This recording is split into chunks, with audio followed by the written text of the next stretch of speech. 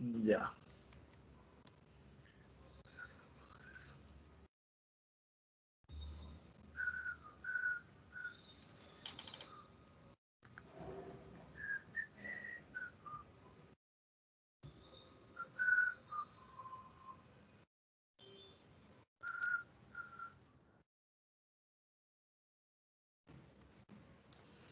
Bien, chicos. Entonces, el día de hoy vamos a ver un protozoario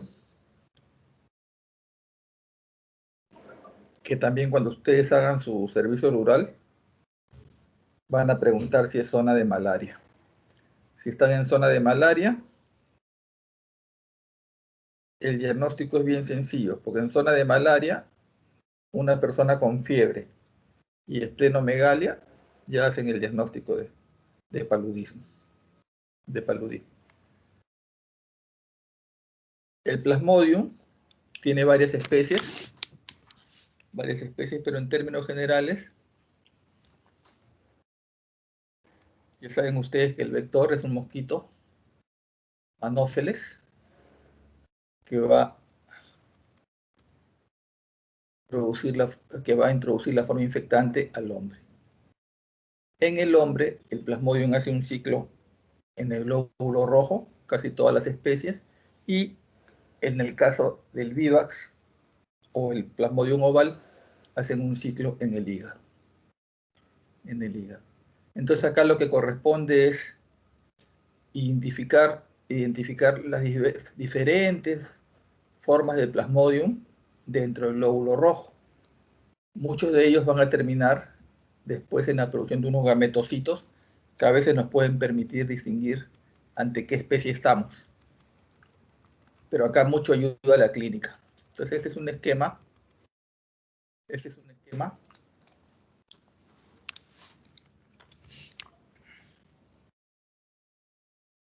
Tienen ustedes las especies. El más benigno de todos es el Plasmodium malari. De ahí lleva el nombre de malaria la enfermedad. Este da una fiebre cuartana. O sea, cada 72 horas viene el pico de fiebre. El Plasmodium vivax y el Plasmodium oval dan la fiebre terciana. Cada 48 horas un pico de fiebre. Con escalofrío, precedida de escalofrío, fiebre alta. ¿No? El Plasmodium. Y el falciparum es el más grave de todos y que da la llamada terciana maligna, que en realidad viene a ser una fiebre casi diaria, solo que se eleva más al tercer día. Todas estas formas de Plasmodium van a dar diferentes formas, todo dentro del glóbulo rojo. O sea que en el examen ustedes encuentran un glóbulo rojo y adentro ven una estructura, ya de hecho, para este capítulo de protozoarios, ese es un Plasmodium. Un Plasmodium. Por el anillo no lo van a diferenciar. Todos dan una forma anular. En el caso de trofozoito joven, es una forma anular, como si fuera un anillo. Ven ustedes en esta columna de la izquierda. Luego van a ver una forma de trofozoito maduro, que es el esquizonte, que no tiene mayor forma, pierde el anillo y como una estructura dentro del glóbulo rojo. Luego tienen un esquizonte maduro, donde ven los merozoitos, que son como estas células acá, que son los merozoitos, que está a punto de estallar el glóbulo rojo. Está a punto de estallar. Entonces, estos merozoitos, cuando estalle el glóbulo rojo, se van a infectar a nuevos glóbulos rojos. Y también se puede diferenciar a formas sexuales, que es lo que va después a cuando pique el mosquito anófeles, es lo que va a succionar para que se desarrolle ya el ciclo dentro del mosquito. Y en estas formas sexuales, si es que encontramos un gametocito que parece así, en una forma de arco, como si fuera un pequeño platanito, ahí sí podríamos identificar que es un Plasmodium falciparum. Pero después en los otros bien difícil. Recuerden, bueno, los gránulos de Schufer, los diferentes nombres que tienen, de acuerdo al Plasmodium, también así lo reconocen ya los tecnólogos, o el patólogo. Recuerden que el único que hace ciclo en el hígado es Vivax, y también hace el oval, pero nosotros no tenemos la especie Plasmodium ovale en nuestro país. Esto generalmente está en el África. Solo tenemos vivax. Es una pregunta frecuente en el ENAM. Les dicen, ¿qué Plasmodium produce los sinusoídos en el hígado? Si la pregunta dice en el Perú, la respuesta es vivax. Si dice en el mundo, tienen que marcar vivax y oval para el ciclo hepatocítico. Van a tener estas láminas con glóbulos rojos y, por ejemplo, acá hay un gametocito de Plasmodium falciparum.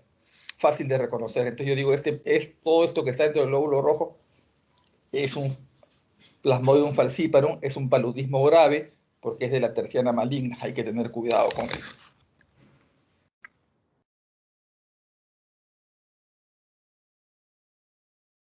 Y vamos a tener así glóbulos rojos con diferentes formas. Por ejemplo, en esta lámina vemos trofozoito anular. El anillo, como si fuera un anillo de matrimonio. Trofozoito anular. Es un trofozoito joven, el trofozoito anular. Siempre dentro del glóbulo rojo. Ahí no tienen pierde. Acuérdense que el tripanosoma es por fuera, en el plasmodium dentro del glóbulo rojo. Y por eso que el cuadro clínico es fiebre, escalofríos y vaso grande. Vaso grande, ¿por qué? Porque el vaso va a tratar de destruir todos estos glóbulos rojos que están parasitados. Entonces hay una esplenomegalia. Y aparte y consecuentemente de la esplenomegalia y que el vaso destruye los glóbulos rojos, hay una anemia hemolítica. Entonces ustedes cuando llegan a un centro de salud, ¿esta es zona de paludismo? Sí, haya fiebre, esplenomegalia, anemia hemolítica, ese es paludismo sin necesidad de identificar al plasmodio.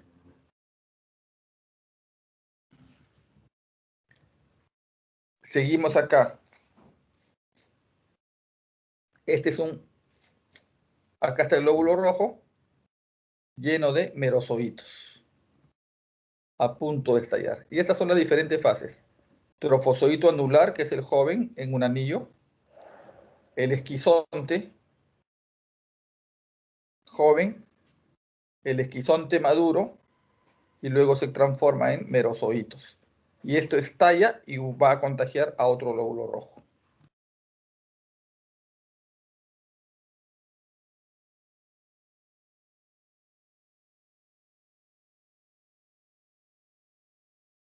Entonces recapitulamos. 4 especies: vivax, oval, malari y falciparum.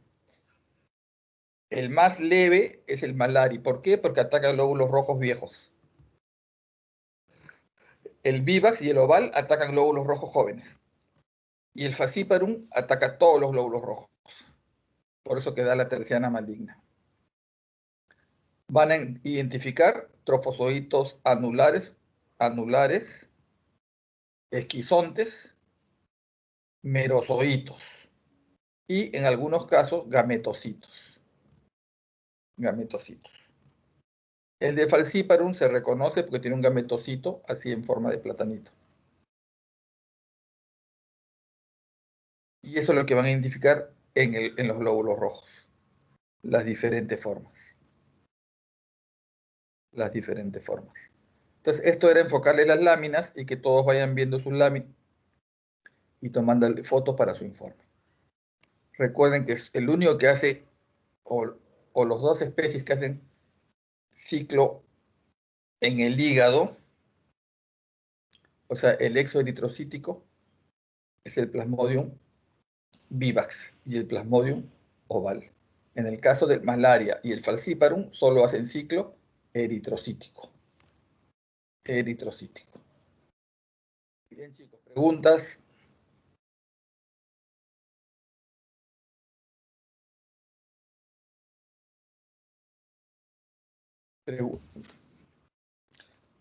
De todas maneras, vean el ciclo en el mosquito, ¿no? Después que el anófeles succiona los gametos, estos van a formar un nuevo quiste y que luego va a liberar los esporozoitos. así como el toxoplasma, igualito, porque tiene un ciclo parecido. Y los esporozoitos en la próxima picadura entran con la picadura del anófeles, que inyecta los esporozoitos y que ya van a ir a hacer el ciclo eritrocítico en sangre o el exoeritrocítico en hígado. En hígado.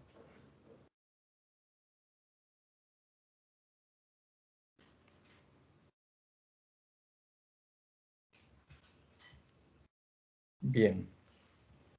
¿Alguna pregunta? Si no hay preguntas, pasamos a las exposiciones. ¿Quién expone hoy día? Doctor, hoy día iban a exponer dos personas, pero un alumno ha tenido problemas con su computadora y parece que solo va a exponer una persona. Y quería Ya, saber si es que, no sé, para ganar tiempo, eh, podríamos hacer otra práctica, como solo va a exponer una persona. ya. Vamos a avanzar entonces.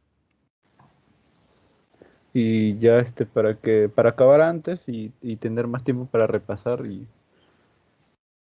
que también queden días para exposiciones nada más.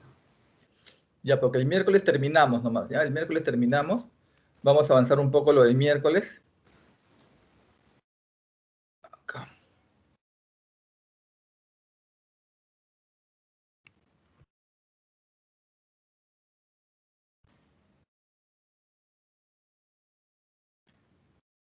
Vamos a hacer sarcocistis y toxoplasma. Y dejamos para el miércoles Cryptosporidium e isospora.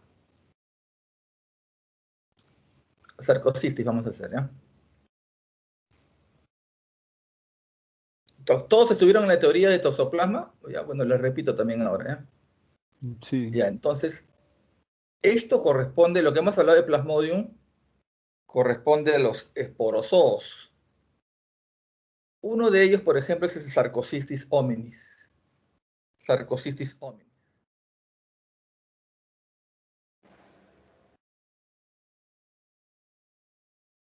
El sarcocistis se localiza acá en el músculo. Así como el toxoplasma se localizaba su quiste en el músculo, el sarcocistis también tiene un quiste con bradizoitos en el músculo. ¿De qué? Del ganado vacuno, del ganado porcino.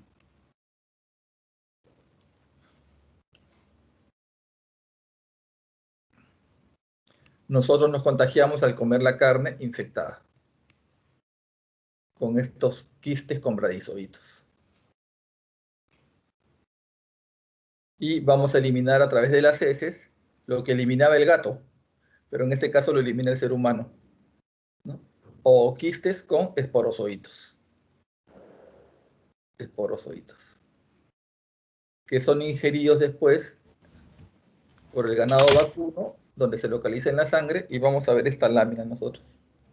En el tejido muscular encontramos esto.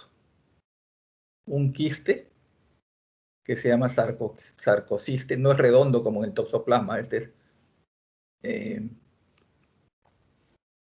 más ovalado. Dentro en su interior, múltiples bradizoitos. Ahí está. Tejido muscular, y todo esto es un sarcociste. En su interior hay múltiples bradizoitos. Y este es parecido, este Cryptosporidium, esto lo dejamos para el miércoles. Isospora.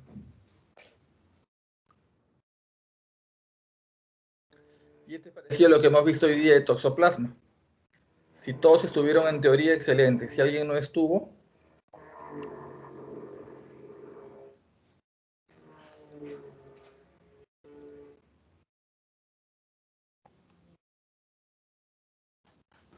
¿Aló, doctor? sí. Si alguien no estuvo, esto es lo que vimos en toxoplasma. Están viendo mi pantalla, ¿no? Sí, sí, doctor.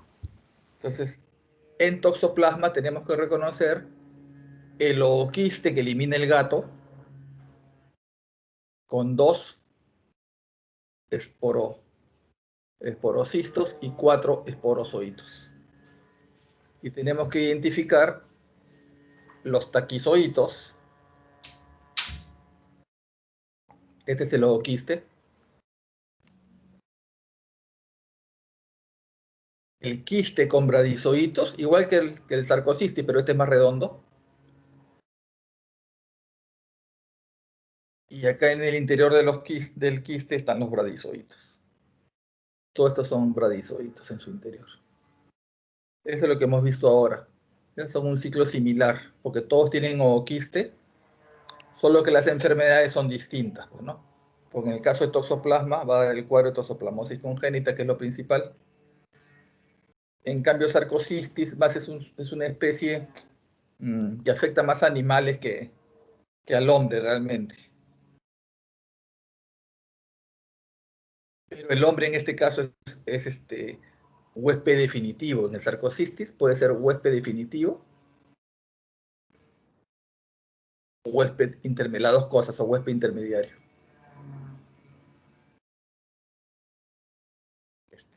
Entonces son un ciclo parecido, todos pertenecen, son esporocistos.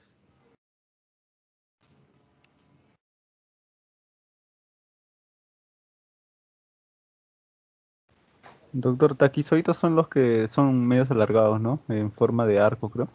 Claro, los taquizoitos son los que ya, los sueltos, los que van a producir en sí la destrucción de los tejidos. En cambio, cuando ya se enquista, ya hacen el cuadro lo que pasa es que por la misma inmunidad se enquistan. Se enquistan.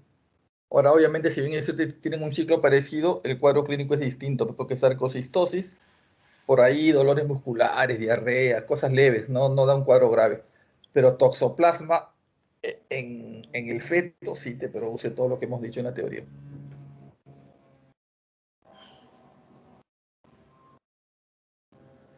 Entonces acá lo que hay que hacer es reconocer las imágenes. No se pueden confundir el quiste del sarcocistis, que es así ovalado, con el quiste redondo del toxoplasma. Es distinto.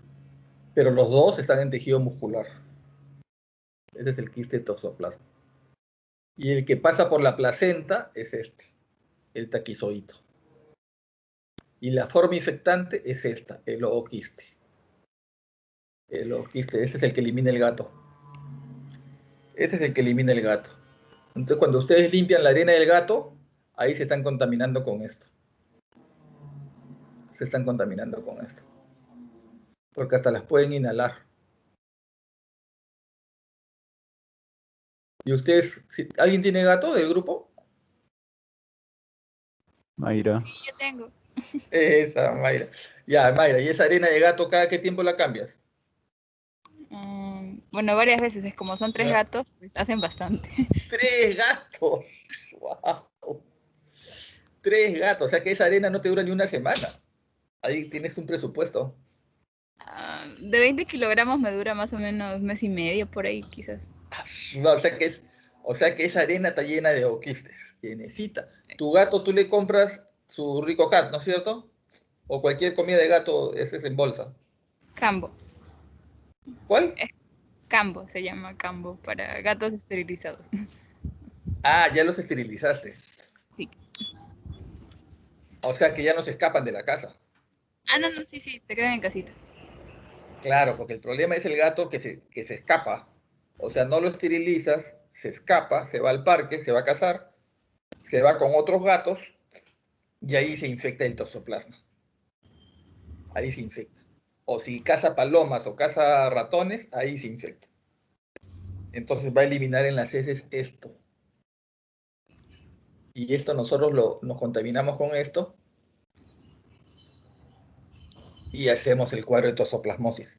De todas maneras, Mayra, tómate tus anticuerpos contra toxoplasma. No está de más. Ya está bien. Claro, porque si sabes que ya es positivo, ya no pasa nada, pues. Ya está bien. Ya no pasa nada, ¿eh? Entonces no está de más. Ese era para un trabajo de investigación también, agarrar a toda la promoción y tomarle serología de toxoplasma. A ver cuántos están infectados, porque es frecuente, ¿eh? Bien frecuente. Doctor, y los perros creo que también mencionó. Los perros no es con toxoplasma, los perros es con otro parásito que lo vamos a ver en Parásito 2. Es un perro no se puede contagiar, ¿no? De toxoplasma no, Ratones y palomas creo que sí, creo ratones que y no. palomas. Bueno, el perro podría contagiarse, pero nosotros no comemos carne de perro, pero no, salvo que no. En China sí, Ah, ya. pero ganado vacuno sí, pero no. Más que todo herbívoros, porque si este oquiste cae al suelo, pues, ¿no? El gato hace sus heces en el parque y queda en el suelo. Ahora, en el campo, imagínate. Entonces pasa una vaca y se come la hierba, se come con los oquistes. Sí, también. ¿Y también se encuentra en las heces de los ratones o solo se almacena en su músculo en No, forma de quiste? los ratones y las aves son huéspedes intermediarios. O sea, no hacen el ciclo intestinal. Eso solamente en su carne, en su músculo. Ya, doctor. Gracias. Solamente en su músculo. Una pregunta, doctor. Sobre Plasmodium, tengo una duda. Es difícil diagnosticar, ¿no? Porque usted había mencionado que son muy parecidos, salvo el falciparum, ¿no? Entonces, ¿cómo se hace el diagnóstico para diferenciar uno de otro? Es más por clínica o No, es por...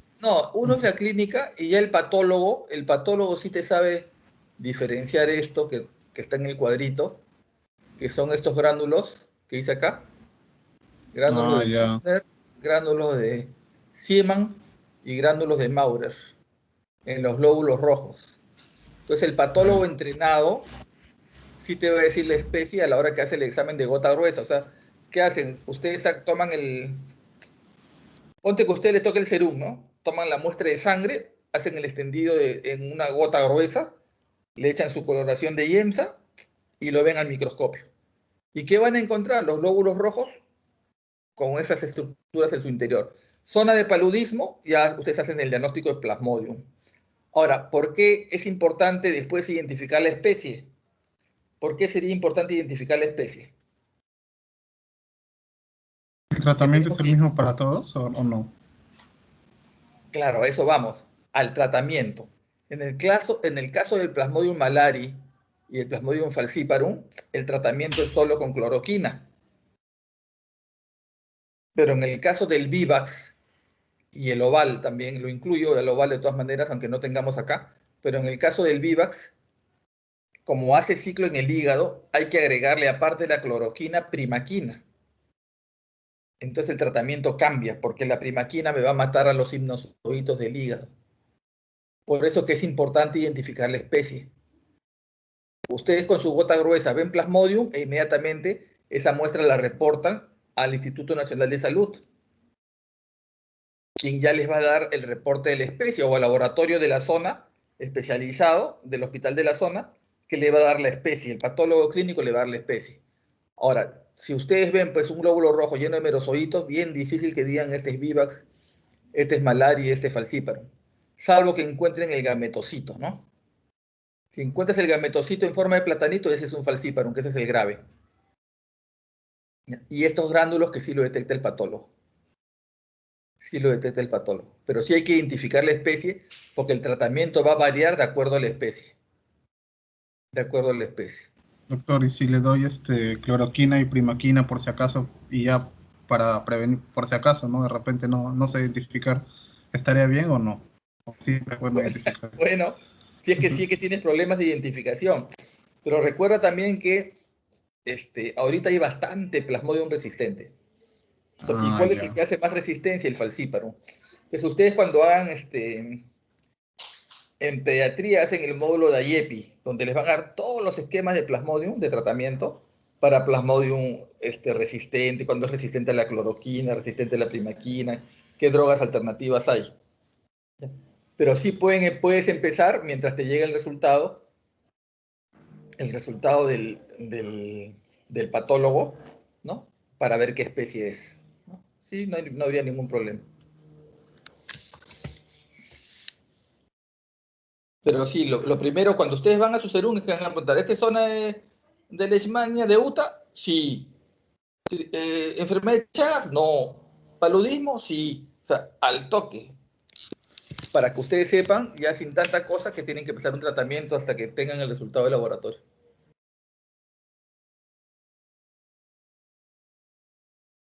¿Alguna otra pregunta, chicos?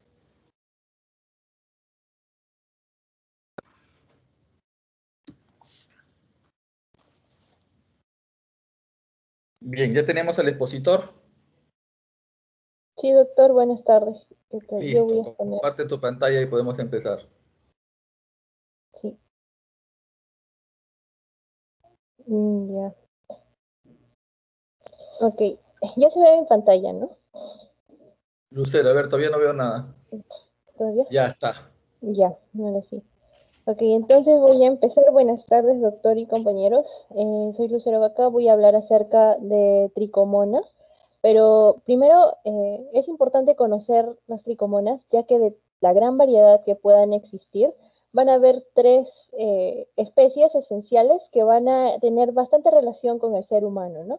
Y justamente dentro de estas tres vamos a ver una especie que va a ser patógena y va a desencadenar un cuadro clínico por enfermedades o en este caso, perdón, por infección de transmisión sexual y es la más común a nivel mundial, después de obviamente la viral, lo cual es la VPH.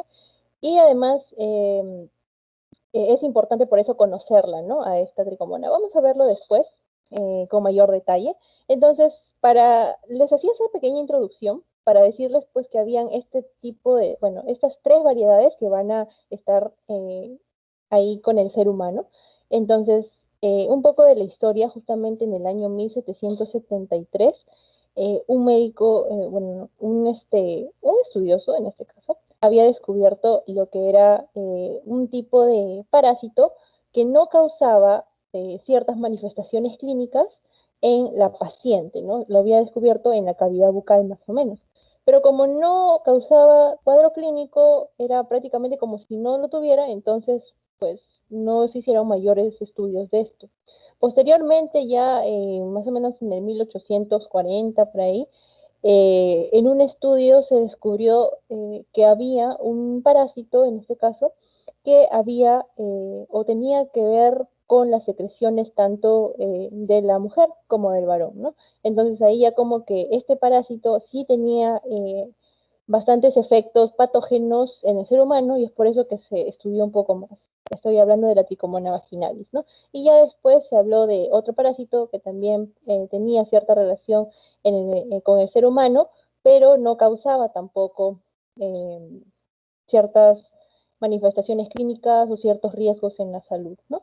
Vamos a ver después poco a poco esto, entonces era simplemente una introducción para conocer en sí a la familia de las tricomonas. Estas van a pertenecer al reino protista, al subreino de los protozoas, al filum de los sarcomastigóforas y a la clase de los flagelados, que es la zoomastigoforea. Justamente aquí vamos a tener parásitos como la Giardia, Trypanosoma, Leishmania, ¿no? Estas van a ser flagelados, ¿no? Y justamente acá también tenemos a las tricomonas, que son flagelados. Les venía diciendo que existen pues tres especies de tricomonas que van a estar causando algo en el humano, ¿no? O en relación con el ser humano, ¿no? ¿Por qué digo en relación y no causando algo? Porque, por ejemplo, tanto las tricomonas tenas como las tricomonas hominis van a tener una relación de comensalismo. ¿Qué quiere decir esto? O sea, que van a estar dependiendo, van a estar beneficiándose, en este caso del ser humano, tanto en la cavidad bucal como la tenas, o tanto el intestino grueso como la hominis, pero no van a causar ni riesgos ni beneficios en el humano. Es así como si no existieran, ¿no? Sin embargo, de estas tres, la tricomona vaginalis sí es la patógena, esta sí va a tener, sí va a causar riesgos en la salud del ser humano y va a encontrarse prácticamente en el aparato geniturinario, ¿no? Ya sea del varón o de la mujer.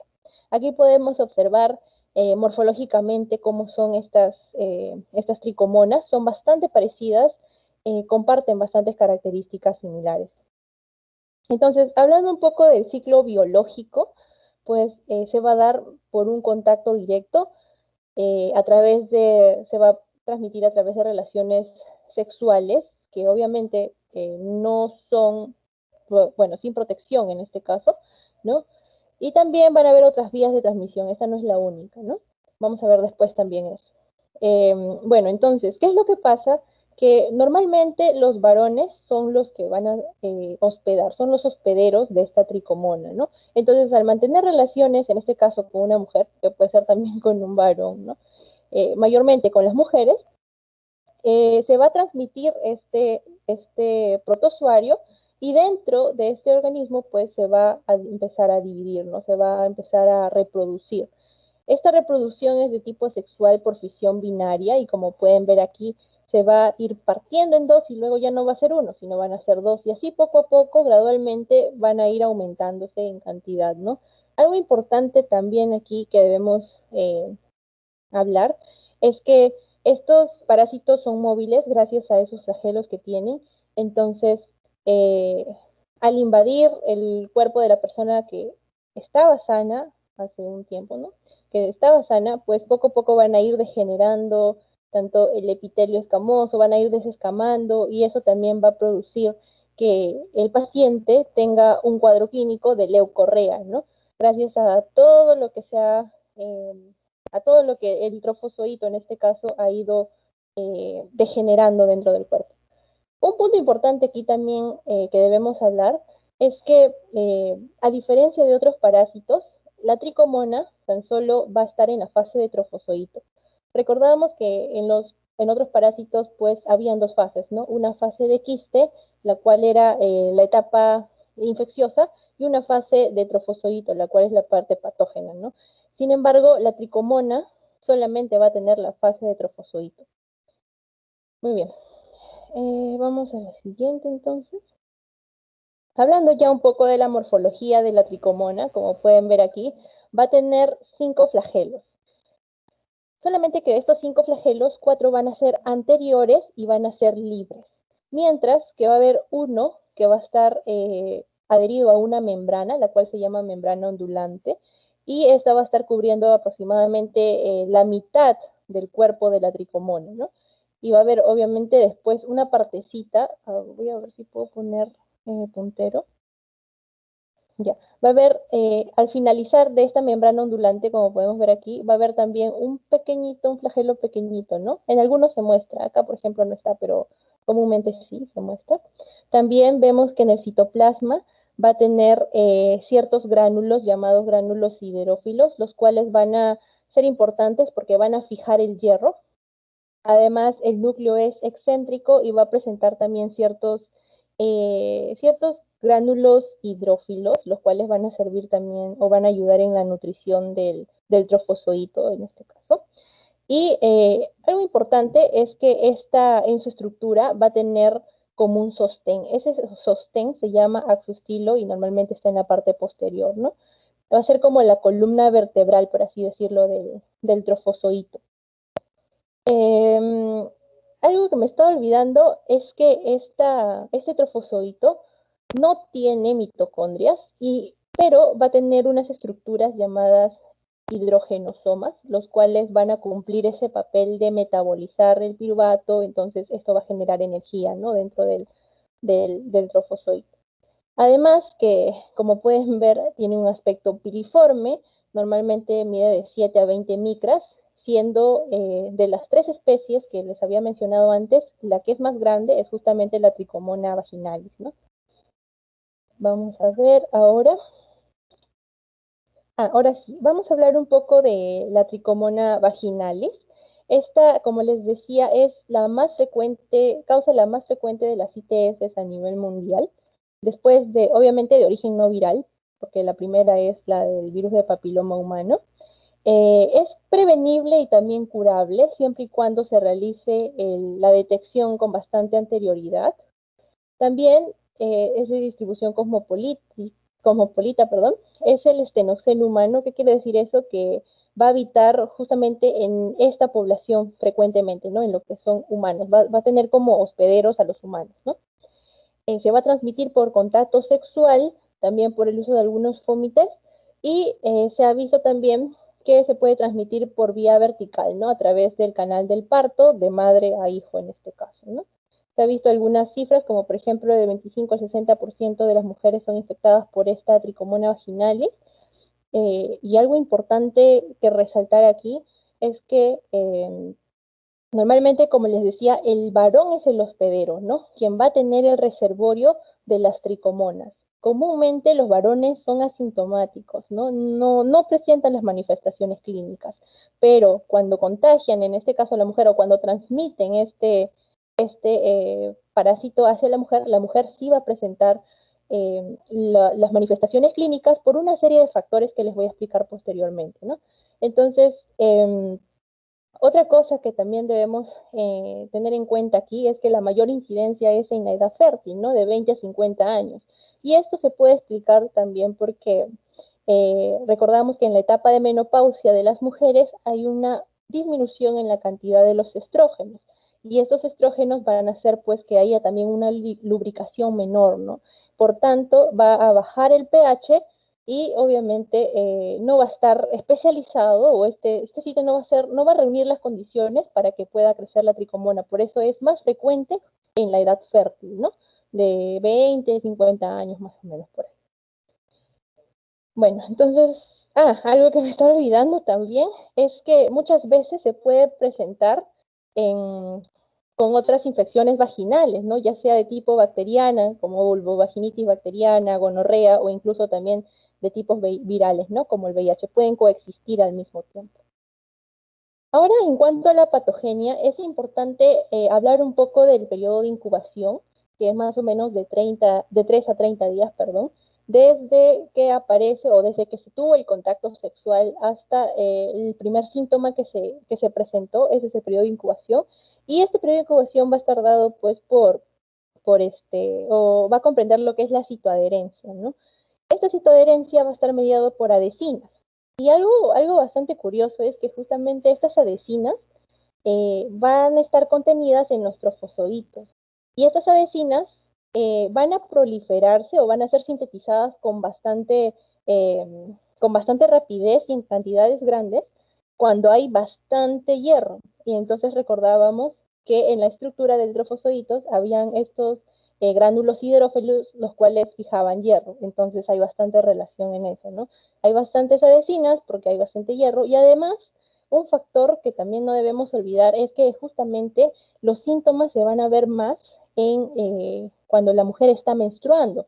¿Por qué? Porque obviamente la sangre contiene hierro y esto también va a hacer que las adhesinas proliferen eh, con mayor productividad y por ende haya más rápido, este proceso se dé más rápido, ¿no? El proceso de citoadherencia.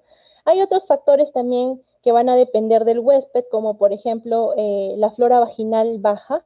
Normalmente sabemos que tenemos lactobacilos, los cuales se van a encargar de degradar el glucógeno, ¿no? Entonces, como hay una flora vaginal baja, no va a haber, el glucógeno no se va a degradar y esto va a formar un ambiente cuyo pH va a ser alcalino, ¿no?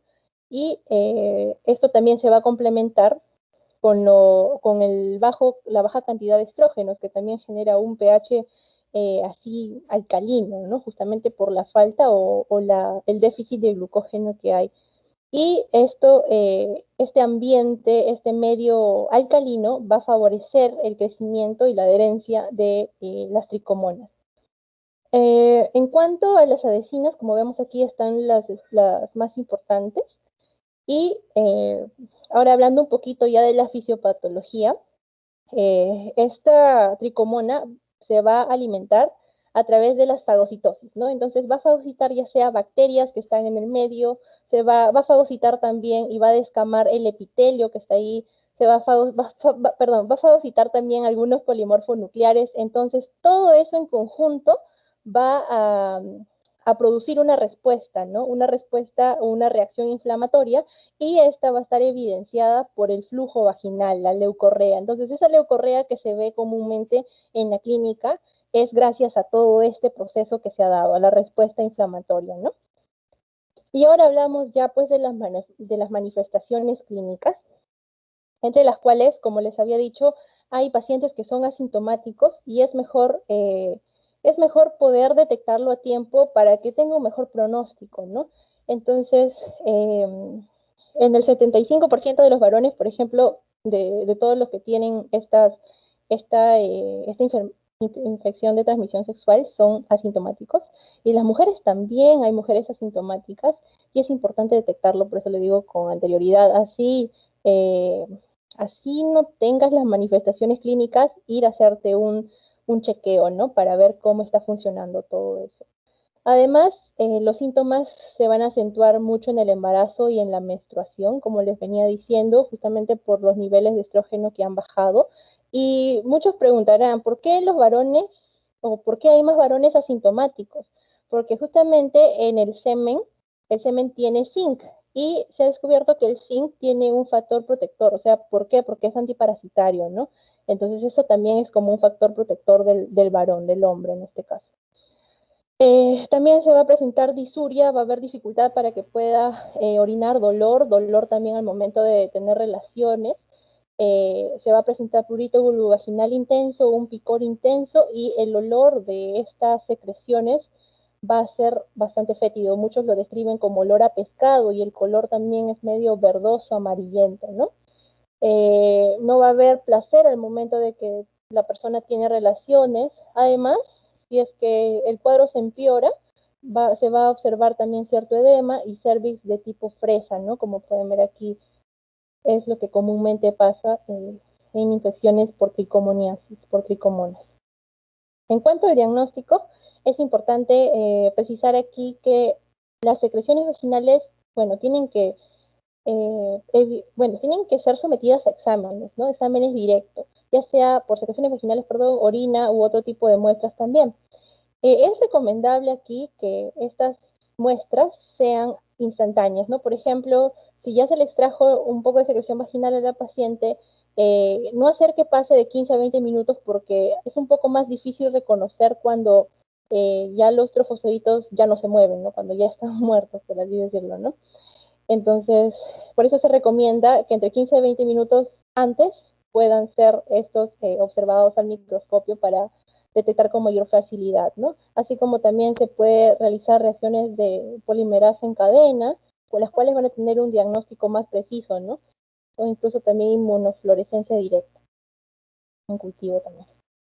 En cuanto al tratamiento, eh, debemos tener en cuenta que no solamente vamos a tratar a la paciente, porque esta paciente también tiene su pareja, entonces es importante el tratamiento para la pareja y para la paciente. Normalmente se usa lo que es el timidazol de 500 miligramos por una cantidad de días, dependiendo también de cómo está el avance de la infección, ¿no? O incluso también el metronidazol en forma de óvulos intravaginales, ¿no? Una vez al día por 10 días. En mujeres embarazadas, que es lo más común también, se suele suministrar metronidazol vía oral, ya que los óvulos a veces es un poco, puede tener ciertas alteraciones también y por eso se recomienda mejor vía oral para que tenga un efecto más sistémico, ¿no? Además, se les recomienda evitar relaciones sexuales por 7 días y también la ingesta de alcohol por 24 horas. Y hablando un poco ya de prevención para terminar, en realidad todas las ETS se previene con educación, ¿no? Poder conocer qué métodos o qué tipo de barreras podemos usar nosotros para evitar todo ese tipo de tanto ITS, ETS, ¿no? Además, conocer los antecedentes de nuestra pareja. O sea, nosotros podemos confiar mucho en una persona, pero no sabemos si esta persona también nos va a ser fiel o si esta persona también va a estar solamente conmigo, ¿no? Entonces, por eso siempre hay que obligar a la persona que esté con nosotros a que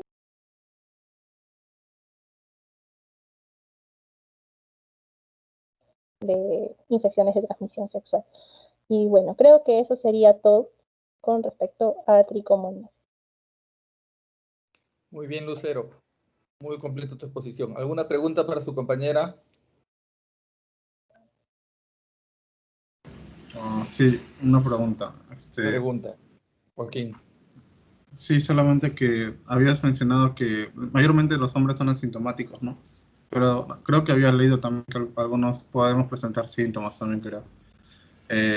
Más o menos, has leído un poco, creo, de eso.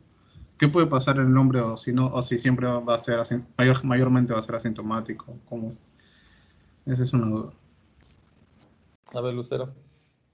Sí, ajá, claro, como te decía, más o menos el 75% de los varones es asintomático, pero también muchos de estos, sí van a presentar ciertas clínicas, sobre todo van a presentar secreciones, ¿no? Secreciones muy diferentes a las de las mujeres, perdón, a lo que normal es, ¿no? Estas secreciones antes de la eyaculación, antes de que se llaman secreciones, ¿cómo se llama este tipo de secreción que sale antes de que la persona eyacule? Preeyaculatorios, creo, se me fue el nombre. Ya, Preseminales. ajá, los ciclos preseminales van a ser, van a tener diferente contextura, diferentes características a lo que es normal, ¿no? Y bueno, y por eso se recomienda que el paciente cuando note ciertos cambios en su flujo seminal pueda ya ir por un diagnóstico, ¿no? Para ver cómo está, si es que de repente se puede encontrar ya a nivel de microscópico este tipo de tricomonas, ¿no? Así Gracias. es. Igual tienes que dar tratamiento a los dos. Sí. Otra pregunta. Yo, hay una parte Mayra. en la que creo que de la clínica había un cervix en fresa. ¿Cómo es que se da eso? Ah, ya, bueno, yo de verdad lo que yo puedo pensar es que debido a que es como tipo eritemas, ¿no? Porque recordemos que estos parásitos van a tratar de descamar toda la parte del epitelio, entonces es por ello que puede darse esa reacción, ¿no? Ante todos los daños que está ocasionando el parásito dentro del aparato urogenital. Sí. O sea, el mismo proceso inflamatorio hace que se vea Ujú. así el cervix en fresa. No sé si será la única característica, o sea, si el cervix en fresa sea patognomónico, debe haber otros cuadros infecciosos que den algo parecido, pero sí te da a entender la inflamación que hay en el cervix uterino. Ajá, también leí por ahí que creo que en las vaginosis bacterianas, ahí también se da ciertos signos bastante parecidos, ¿no? Como el cervix en fresa también. Es por eso que para Claro, poder detectar si es que cuál es el que está causando eso, es por eso bueno llevar a un diagnóstico, ¿no? claro. Normalmente Digamos. nosotros Ujú. ante una secreción vaginal, sea el color que sea, blanco o amarillo, el que fuese, hacemos un cultivo, como ha mencionado Lucero, se hace un cultivo de secreción vaginal. Se toma la muestra y ahí te da el diagnóstico si encuentras tricomonas, si encuentras vaginosis bacteriana, si encuentras cándida, etc. Para el tratamiento respectivo. Es frecuente, nosotros cuando hagamos parásito 2, también por ejemplo por el Oxyuru también se produce secreción vaginal, ya por otras razones. Ahí por vaginosis bacteriana. ¿Alguna otra pregunta?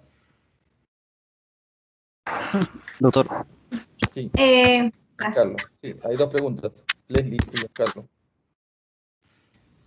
allá, un paciente gestante durante el embarazo, ¿qué riesgo puede dar, no, en el neonato? ¿En qué? Sí, justo en la etapa, ¿no? ¿Tricomonas? Claro, Lucero, eh, ¿encontraste algo al respecto? Como, perdón, como a una reacción o algo durante el embarazo. si algún riesgo para el neonato, si presenta una infección por tricomona durante justo la etapa del parto. Lo que leí es que se puede transmitir, pero cuando justamente en la parte del parto, o sea, cuando ya el bebé está saliendo por esa cavidad, puede infectarse, ¿no? Pero como vía intrauterina o por el cordón umbilical, algo así no he leído de verdad. No sabría decir. Sí, pues, no, o sea, se podrá contaminar, pero que se produzca una infección, no tengo conocimiento. No tengo conocimiento. Doctor, estaba Sí, leyendo y dice que puede producir parto prematuro o también bebés con bajo peso al nacer. Eso estaba leyendo. claro, es en relación a la vulvovaginitis de la mujer, ¿no? O a la inflamación del cervix. Sí puede haber un parto prematuro, pero en el neonato en sí, o sea, en el recién nacido no afecta nada, ¿no? Que yo sepa, no afecta nada. Pero sí, obviamente, al haber un parto prematuro, Si es antes de las 37 semanas ya puedes tener problemas por la propia prematurez, no tanto por la tricomona, ¿no? Ah, ya. Gracias. Muy bien. Leslie, ¿querías preguntar algo? Sí, doctor. Bueno, que la tricomona vaginalis, el pH óptimo para su crecimiento es de 5 a 6. Pero ¿cómo se da esto si el pH de la vagina es de 4.5? Debería saber eso. Ajá, buena pregunta. Lucero. Sí, justo como te decía, el pH de la vagina, como tú dices, es de 4.5, ¿no? Ácido, ¿no? Pero, ¿qué es lo que pasa? ¿Recuerdas que te había mostrado que hay ciertos factores, como por ejemplo la disminución de estrógenos, la disminución de la flora bacteriana? Entonces, todos esos factores van a predisponer a que el medio se vuelva más alcalino. Y es ahí donde va a haber mayor predisposición para que éstas puedan adherirse y puedan reproducirse con facilidad. Entonces hay factores, ¿no? Predisponentes también. Ajá. Bien.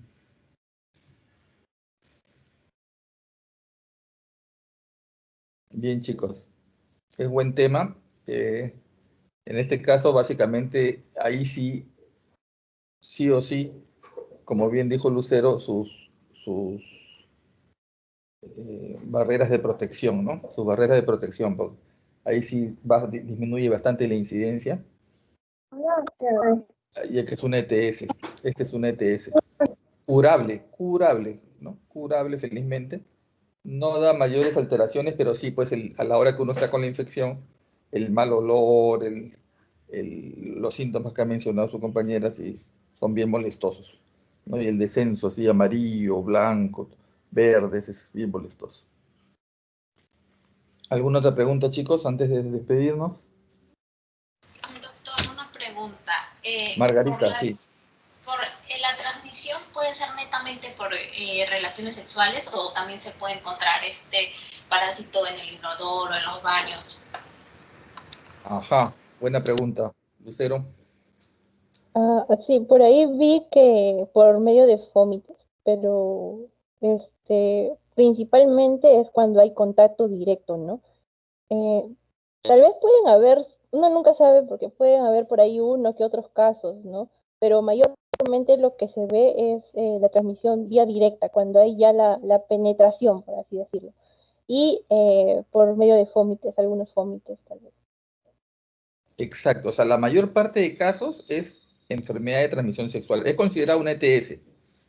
Pero sí, como bien dice Lucero, por ahí puede describirse un caso que no hubo, pues, relaciones sexuales de repente en una niña de 9 años que no tenía ningún tipo de relaciones y encuentras la tricomona. Entonces, eso es la única explicación, si es que no había ningún contacto sexual, es a través de fomites. Igual ocurre, por ejemplo, con, qué sé yo, por ejemplo, con, La ropa de baño. por ejemplo, ¿no? O que comparte, pues, ropa de baño, se presta entre hermanas, ¿no? Por ahí podría ser una de estas, pero también hay otras enfermedades que, por ejemplo, nosotros cuando vemos condiloma acuminado en niños, lo mandamos inmediatamente a sospechas al módulo de maltrato infantil pensando que había una violación, pero en un porcentaje no ha habido nada. O sea, es contacto con toallas, contacto con ropa de baño, contacto con fomites, ¿no? Eso ya tiene que ver con la mala higiene de los adultos, ¿no? Por ejemplo. Pero sí podría estar reportado algún caso de contagio sin ETS. ¿Alguna otra pregunta, chicos? Bien, entonces lo vamos a dejar ahí y nos vemos el día miércoles ya para hacer la última práctica de protozoos. Las exposiciones avanzamos lo que podamos porque como seguimos después en Parásito 2, ahí vamos recuperando, ¿ya? Bien, Ya, doctor. bien. Entonces nos vemos el miércoles, chicos, en primera intención 2:20, ¿ya? Listo, nos vemos. Ya, doctor. Muchas gracias. Gracias, doctor. Gracias, doctor. Hasta luego. Gracias, doctor.